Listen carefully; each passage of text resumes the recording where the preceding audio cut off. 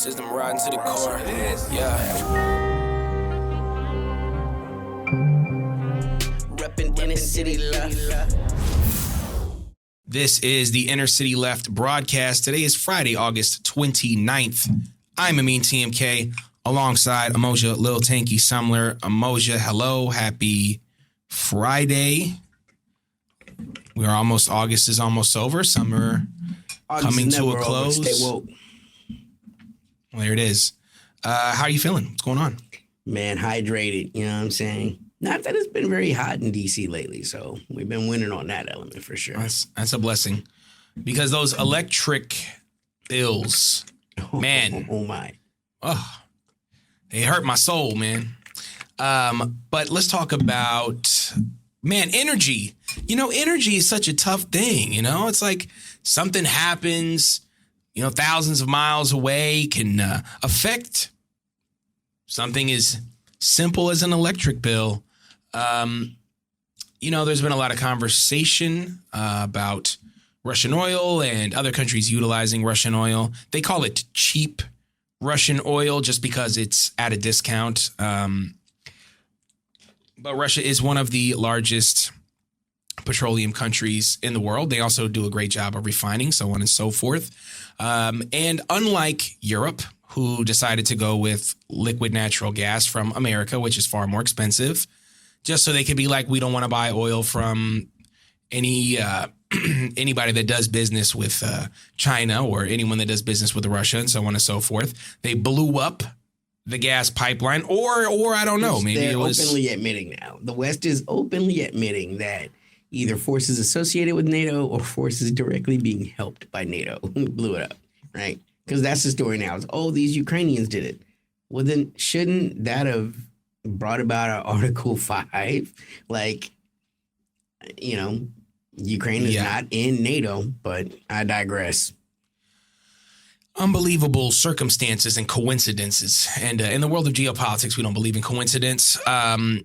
But yeah, here we are. I'm going to play this guy by the name of Peter Navarro. All right. This is, sorry, I had it up a little earlier. I'm gonna just go. I think the interview speaks for itself, and then I'll just see what your reaction is. Here we go. Startling about this is that prior to the Russian invasion of Ukraine in February of 2022, you know how much oil India bought from Russia? Just about zip, pretty close to zero, Dave.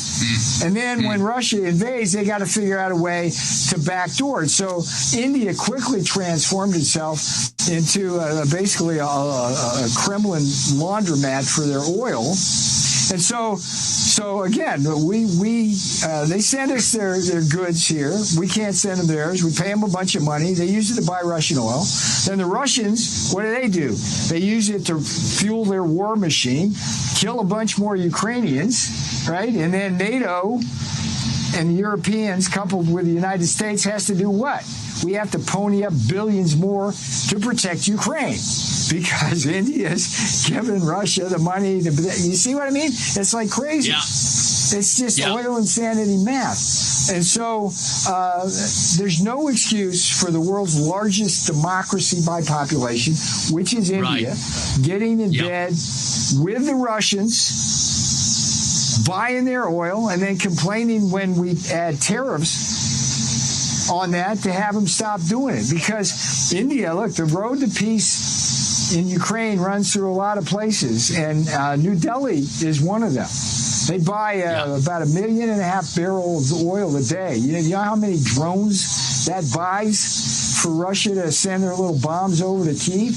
A ton. So they got to stop that. Yeah, that's the end of the story. It's the India story, and that's my story. I'm sticking to it, Dave. And I wish India would get the message on this because they're a great country. Yeah. Modi's a great leader. They could be a great partner. Oh, one other thing. This kind of leader.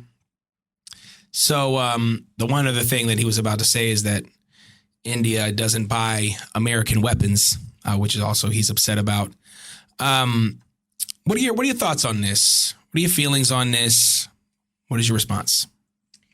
Man, it's a couple of things. So first off, traditional American disruption. And so in 2021, the Indian country bought 3% of their oil from Russia. That's not an insignificant amount. That's more than the standard of living went up in America. So, you know what I'm saying? 3% for a whole country is not an insignificant amount. India has to purchase 4.2 million barrels a day of oil. So here's the thing.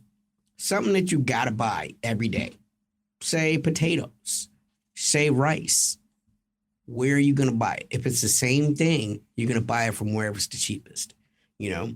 In 2021, 24% of Indian oil came from Iraq. But in 2025, Iraqi oil is not the cheapest. Russian oil is the cheapest. And it's the cheapest because of the sanctions that the Americans have made. Because they've taken Russia off of the SWIFT system, Russia is able to sell for whatever the price they can get. The other thing I want to say is, so first off, again, it's just, if you believe in capitalism, which is funny because clearly Mr. Navarro does, right? How can you complain that a country went to where the deal is, you know? But also the Americans don't get to dictate other countries' purchasing habits. Americans buy from Russia all the time. So much of the uranium that Americans utilize for nuclear power, which is green energy, right? It's coming from Russia, a significant percentage, more than 3%. You know what I'm saying? So again, it's do as we say, not do as we do, because the Americans definitely do Russian business all the time. Have a little caviar, guess where it came from? You know what I'm saying? I mean, so these are things that everyone knows that the Russians have been exporting for quite some time. The other thing I want to say is global commodities, man. These things are sold on the global markets. So when you disrupt Russian oil to the market, I think it would be a lot harder to sell that to Americans if you sold it on what it really means. Because what have I said before? Oil is the tax on life, right? Before you do anything that you want to do in life, oil has to be paid, right? If you're trying to go to the grocery store, it takes oil, right? Because if you didn't walk there or ride a bike, you got in a car, that's oil. That's oil that you had to pay before you even did what you want to do. Go to your job, got to drive, that's oil. Oil is the tax that gets paid before any other thing. So if the politicians had come to the Americans and said, we want to go to war with Russia, or we want to have a proxy war with Russia. But to do that, we're going to have to raise your standard price that you pay to live. Everything that you do is going to go up a little bit, an indeterminate amount. We don't really know how much because we're removing a significant portion of a global commodity from access, which brings everybody's prices up. Because now you can charge more than what the Russians can charge because you want that money to still be represented in the SWIFT system, right? So because you charge more, which means not only now is the Russian oil not available, which would help drive prices down, but no matter what the Russians charge, everyone else that's on the SWIFT system gets to charge a little bit more under the auspices of, well, there's less oil available in the market. Again, this is just standard market-based capitalism. They're asking these countries not to be capitalist, and they're punishing them for doing so, which is just fascinating to me, coming from the West. Of course, India is buying that oil. It's the largest government in the world. It's the largest country in the world by way of population. Why would they add an additional tax to all of their people when they can buy the cheapest oil possible and continue to industrialize at a much cheaper rate, by the way, than it takes for Germany to do right now? This is why you see Germany industry in decline. This is why you see the Eurozone asking for debt protections from the IMF. France is about to have to take out a loan from the IMF, right? India's not having to do that. And even if they did need a loan, there's lots of options as to where they could go. And once again, even those prices will be cheaper. They could get a loan from the Shanghai Cooperation Organization, which will be happening sometime this week. They could reach out to a BRICS partner, right? I mean, there's lots of ways. The Bank of China. I mean, so it's the old days are gone where you have to go to the IMF, the International Monetary Fund, which is pretty much controlled by America and the West. Which will have all kinds of terms that come with it when you get that money. Oh, you have to give us access to these petrochemicals or these minerals, or you'll have to do, what's that word they like to do? You'll have to attack your welfare state, right? The reason your country's in debt is because you're paying too much, to make sure that your country is subsidizing the price of blah, which keeps the price low for people, right? So whenever you get a loan from the IMF, it comes with a whole bunch of instructions, a whole bunch of obligations, and it often just sets people up to put the country in debt. Even if one or two people or a couple of families get wealthy, normally that's not what happens. India's circumventing that, and you can't blame them for doing that. There's so many things you could hold against the way that Modi runs that government right now. Their treatment of Muslims, their obsequious willingness to sacrifice their lower income people to Israel, to essentially be second-class servants in Israel, be housemaids and the kind of people that turn on the lights on Saturday, right? To be the gardeners in Israel, right? Those are the kind of things you can hold against India. But like Modi going to get the cheapest oil possible to keep his economy competitive, that's a wild ass ask. That's truly wild, And let's not forget, he was instructed essentially by the Bidens, less than 2 years ago, the country of India and Modi, that, in order to not completely disrupt the global flow of petroleum, that they wanted India to kind of buy that oil and sell it back to the Europeans. So again, it's still a tax on the Europeans because the Europeans could just be getting this oil cheap, but instead they have to get it resale after the Indians have bought it. The Americans set it up and then they're mad at the success that India is having. It's irrational. It's impractical, like to ask someone to spend more money because you don't like someone, and you can't offer them the same deal. You know what I'm saying? That's not a reasonable ask. I would also say they won't buy American weapons. So first off, two things. One, India has its own nascent military industrial complex and companies that want to sell equipment to the Indian Army and also client states around the world. You know what I'm saying? There are lots of countries that buy, God bless them, Indian weapons. I don't think they're very good, but they are very cheap and they're probably better than what most countries can do. You know what I'm saying? So Armenia recently in their war with Azerbaijan, they bought a lot of Indian weapons and they got their shit rocked because American weapons and Israeli weapons are fucking much better. You know what I'm saying? But also the Americans wouldn't sell the Indians weapons for a very long time because up until recently, they tried to have more of a favored relationship with Pakistan, and India and Israel had the good relationship, right? So really, the Americans, they're in line behind several people. They would be behind the Israeli industrial complex, right? But also, realistically, the Russians are the ones that were willing to sell. The prices were good, and they've always had historically good relations with Russia. The Americans didn't even want to sell to India until I'd say about 15 years ago. The Americans kind of started changing that approach and maybe we should try to pry, India away from the grasp of the Russians and let's make sure to fan whatever flames go on between India and China because we want to keep them at odds. Up until then, America really didn't care about India, so it's just hypocritical. Which is the American way. Yeah, I want to show you this right here. I'm going to read this for our podcast listeners. This is from Glenn Deason.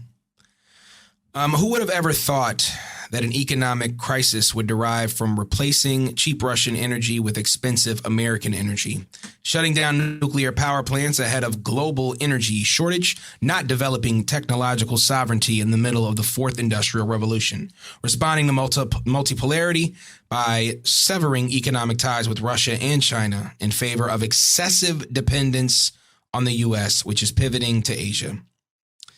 Open the borders to unskilled labor, stealing sovereign funds of a great power, redividing and militarizing Europe to fight Russia yet again. There is this sort of idea now that